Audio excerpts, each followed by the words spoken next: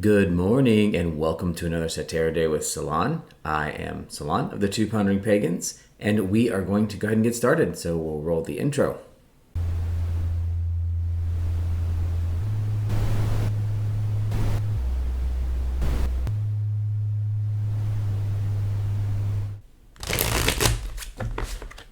And welcome back. So today we are getting very close to Halloween / Samhain. I'm pretty excited. We have Silent Supper coming up. And of course, Halloween is just my favorite time of the year. It is my favorite holiday as far as holidays go. And so, yeah, spooky season is upon us. I'm really campaigning to make it year round. Today, though, I'm excited to use a new deck that I just got. And I have a couple of different decks, for trick-or-treating, jack-o'-lantern, Halloween, Oracle, Season of the Witch, all these different Halloween-ish themed decks. And really, almost all decks can be utilized in a Halloween theme. But today, we're using the Trick or Treat Tarot. So this tarot is by Barbara Moore and illustrated by Jonathan Hunt. Now, you probably have heard the name Barbara Moore before. She is the writer that goes along with my favorite deck, the Steampunk Tarot. And what's interesting is, again, I don't generally read books for tarot. I mean, I read a lot of books, but for tarot, I don't really read the tarot books or the meanings. But I did long enough younger years ago to understand and learn a lot of the traditional meanings.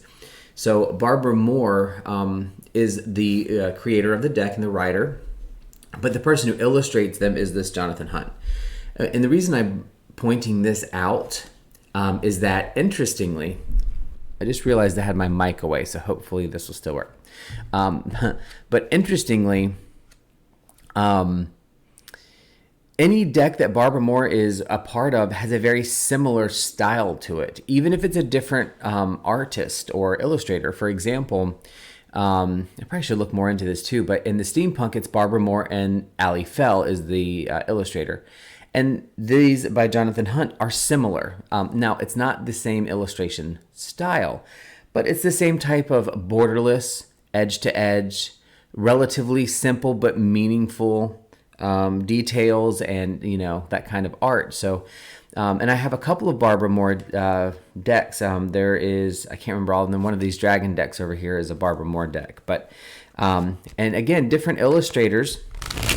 But she seems to attach her name to very similar styled cards, which I love. And again, she writes really well, so I do read introductions in most of them. Sometimes I'll read the major arcana descriptions. I just like to see different people's interpretations and meanings of a lot of these things. So regardless, if you like this deck, you'll want to check out Trick or Treat Tarot by Barbara Moore and Jonathan Hunt. And yeah, so this is pretty neat. I'm digging this deck so far from what I've seen. It's a standard deck. There's nothing super special about it as far as cardstock is normal. It's glossy print. It's very easy to shuffle. Perfect size cards for me. I have relatively smaller hands. I'd say medium hands. So a lot of the bigger decks and Oracle decks are really hard for me to shuffle. But these are perfect.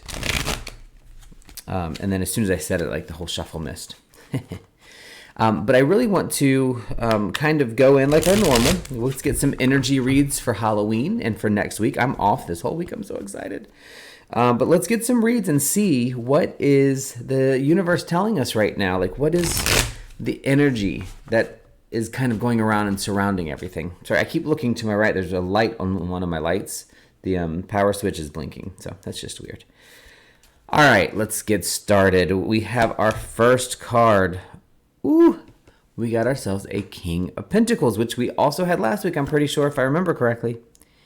We have an Ace of Swords and a Nine of Swords.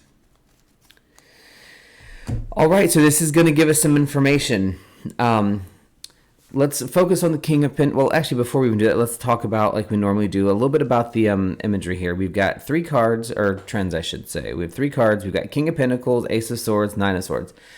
So, last week, I believe, I don't remember the exact order, but we did have a King and an Ace, which I think I think it was the King of Pentacles. I'll have to double check.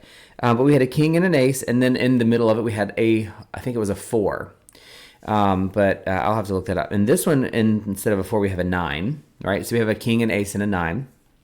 So this is telling me the energies that are going around right now are moving in a direction of a cycle is truly ending and restarting. Like we're at that moment where the cycle restarts. And that cycle is moving from a very strong, stable, tangible cycle that we've been working through. And it is moving into the swords or the air cycle. So we're going back into really needing to use our mind, our thoughts, and planning and getting things put together, listening to our intuition and using brain work. And then the 9 of Swords is going to actually give us some color in this that we're not going to absolutely love, but it is going to color the whole thing and kind of give us some information. All the colors in here are pretty grayed, silvery, and then some blue, so we're feeling a little bit cold in this reading. There's some coldness to it. We're heading through fall into winter. Of course, there's going to be some coldness, some slowing, some chilling effect. So that's the general trend here. So let's start with the King of Pentacles. So the King of Pentacles is generally about leadership, right? The king is the leader of the kingdom. Now remember, the king isn't to me the all, end all, be all of everything in the courts. The king is simply the most stable, logical, consistent card in a court. So your King of Pentacles is going to be that stable, strong leader that is dependable, that is organized, that has things together, maybe doesn't have a whole lot of feeling, maybe doesn't have a whole lot of emotional energy and supply, but you can always count on him or her, because king to me is not gendered.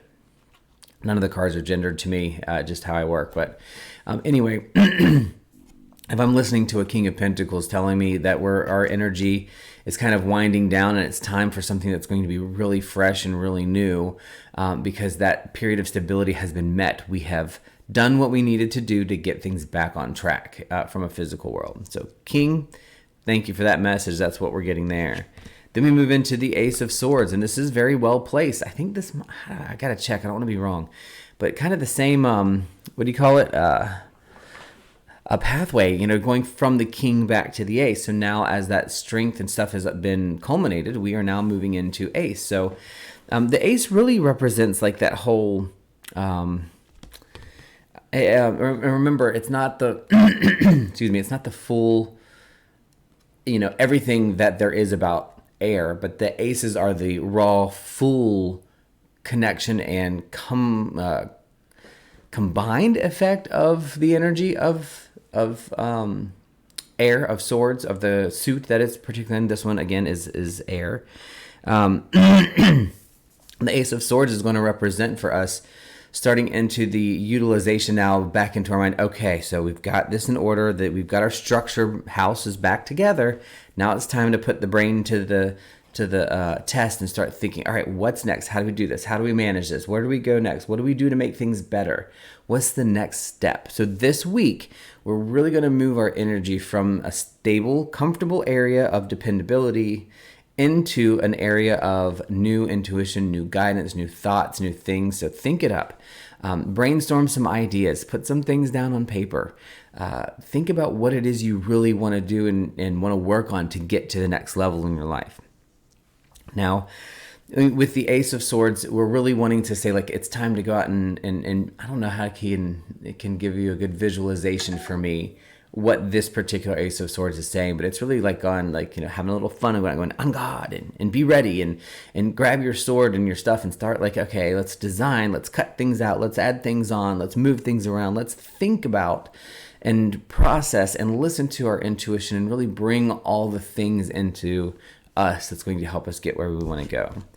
Now, the only card that's on here that I'm a little like, okay, this one's going to be like then I said this in the beginning, this is kind of like the color card, but it's not the happiest card that we have.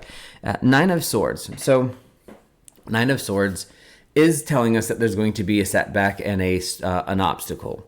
So we really want to look at there's something that we need to be prepared for that's going to be upsetting or very frustrating or needs to pay attention. And again, remember, we're doing an energy read for the week. So we're talking about all of the energies in the universe right now that surrounds this time period. Doesn't mean this is going to happen this week. It just means it's happening now. It's in the energy over the next week. So you may already be feeling some of this. This is frustration. This is real, true, like, I don't want to say like complete misery, but it's going to be very taxing emotionally. And so whatever is in the brain, there's going to be lots of blocks for it. There's going to be a lot of difficulty. Now, a lot of times what we say is persevere, push through, go through. With the Nine of Swords, you don't want to do that. The Nine of Swords is going to give you a misery. It's going to give you some knowledge that this is coming, right? So if you're listening, know that this is going to be kind of in the cards. Well, funny. It's literally in the cards for this week. You may again be experiencing it now, or it may be coming soon. But the key factor, or the key message here, is you now know about it. This is an air card. This is a knowledge. This is an intuition. This is a mind meld. So now that you know that this potential energy is coming, you may not be able to change or stop it, but you can react to it differently. So instead of persevering and pushing through it, we're going to pause. We're not giving up, but we're going to pause, and we're going to allow it to happen, allow the energy to pass through, and we're going to allow it to go through, and then we will be able to make it to the next step without too much of an issue. So just be very, very wary that is kind of in there. We've got a lot of really good energy right now, but our stability period has been met. So we've done what we needed to do. And that's going to kind of morph into the aces. But when we lose a little bit of that stability, what comes up? We think more freely. We're no longer confined. So while this is a little bit of anxiety, which air is very highly associated with anxiety. And so we're losing that stability of the King of Pentacles. We're moving into a fast-paced ace of air, and that's going to create some concern. It's going to create some anxieties. And that Nine of Swords is also going to create some like, oh shit, this is going to suck. You're going to be really upset about it. It's going to be really, really difficult. So don't just push through it like you're a bulldozer or the proverbial bull in a china shop. This is wait, now I know that this is happening. This energy can't be necessarily changed or moved. I mean, it can be, but we're going to say right now that it's something that we know is coming, so we're a little bit more prepared. And so we're going to be like, okay, let's think through how we're going to do this. It's going to be tough, but we're going to get it. We're going to walk through it, and we're going to make these things work. But I'm going to pause for just that time frame to let that energy exist, and then I'm going to move it on about its way and take my energy to the next level. So all in all, I think this is a pretty strong read, meaning this isn't a happy week. It's not a sad week. It's not a, It's not an aloof week. This is a very meaningful week. This is a very changing week. This is a very movable week. And we have a lot of work to do, but we need to really rely now on our ability to think and to intuit the things around us. Versus relying on the strength and stability of the four walls we live in. So allow that energy. That's really the most important thing. Allow those things that are difficult, those difficulties and obstructions that the Nine of Swords speak of, let them exist. And don't just try to punch them down because they might pop back up and hit you back in the face. Let them exist. We'll get through it regardless. And then we can utilize some more of that air energy this week to get us through to the next step. So I really hope you enjoyed the read this week. This is a fun one for me. I really like I usually do, this Trick or Treat Tarot. So really interesting, neat little setup here. So anyway, leave a comment. Let me know what you think about the read and how you may have interpreted things similarly or differently. And I hope you have a great rest of your day, a great weekend, and work through the energy this week. And come back, share, like, and subscribe. Thanks.